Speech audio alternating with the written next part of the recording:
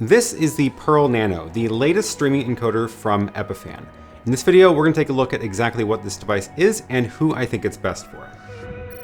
Hi, I'm Aaron Parecki. If you're new here, my channel is all about helping you improve your live streaming and live video production skills. We talk about live streaming gear and share tips and tricks to improve your productions. Before we get started talking about the Pearl Nano, I do want to let you know that Epiphan sent this to me to review, but they don't get any input into what I say, and they don't get to review this video ahead of time. So with that out of the way, let's first answer the question, what exactly is the Pearl Nano?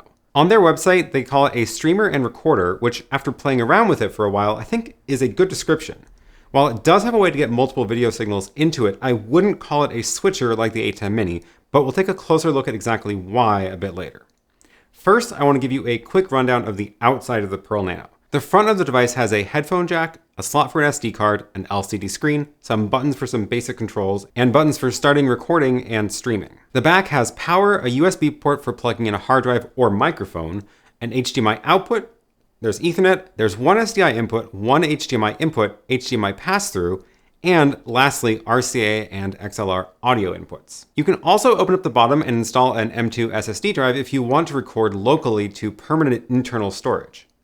This is a really interesting combination of inputs and outputs, and you might be looking at it thinking, wait, only 2 video inputs? What am I going to do with that? But again, this isn't a video switcher like the ATEM Mini. It's a completely different kind of device. The Pearl Nano is pretty much perfectly suited for recording presentations in a corporate setting or lessons in a classroom. There's a whole bunch of features in this that make it absolutely perfect for these use cases. Let me give you an example. Let's say you're in a corporate setting where the presenter will be standing at a podium and then running slides from their laptop. You can plug in an SDI camera. You'll want SDI because you're going to want it to be far away in the back of the room, a lot farther than HDMI will let you go.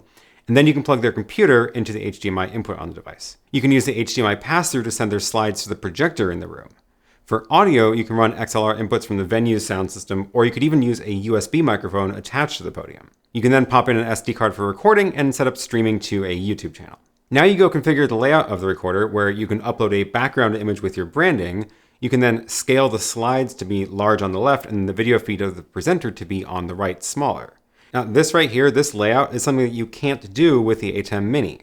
The ATEM Mini Extreme can do it, but also most other video switchers can't do it either.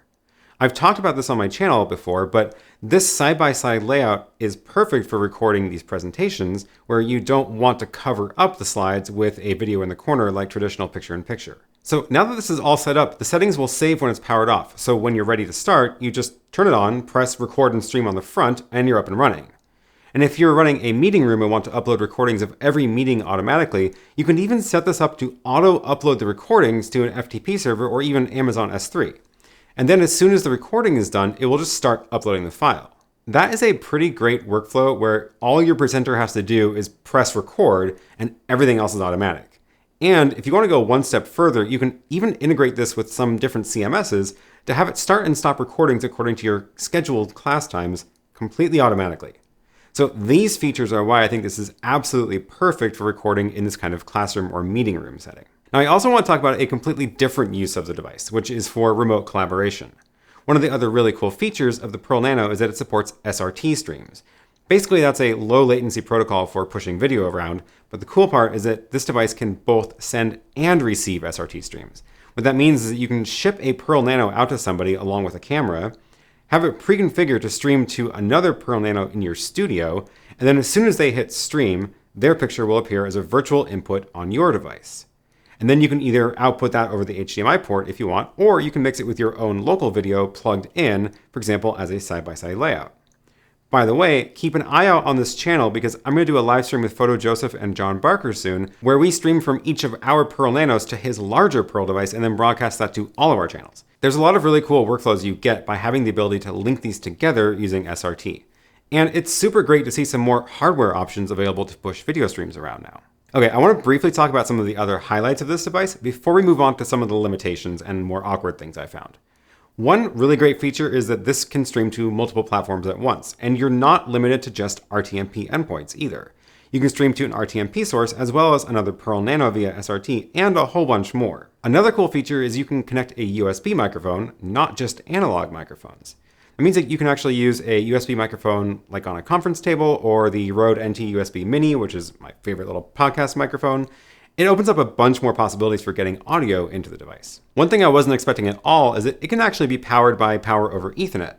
That means instead of plugging in a power cord, you can just run a network cord to it, and that network cord will give it network as well as power. And again, that makes it super easy to deploy in these larger venues where you might already have a power over Ethernet switch. Okay, so I do want to talk about a few of the limitations and tricky things I noticed as I was playing around with this device. This is the Nano model, and they do have a couple other tiers that are much more expensive.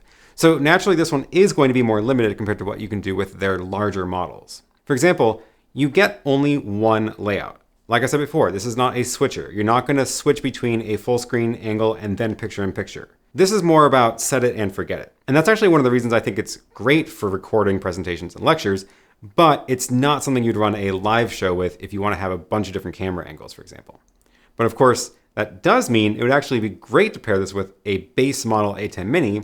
That way you get your 4 camera angles input into this device over just the one HDMI. And then this device would give you all the benefits and flexibility of the different streaming and recording options available. Another kind of awkward part about setting up the layouts is that you can't really freely resize the video inputs.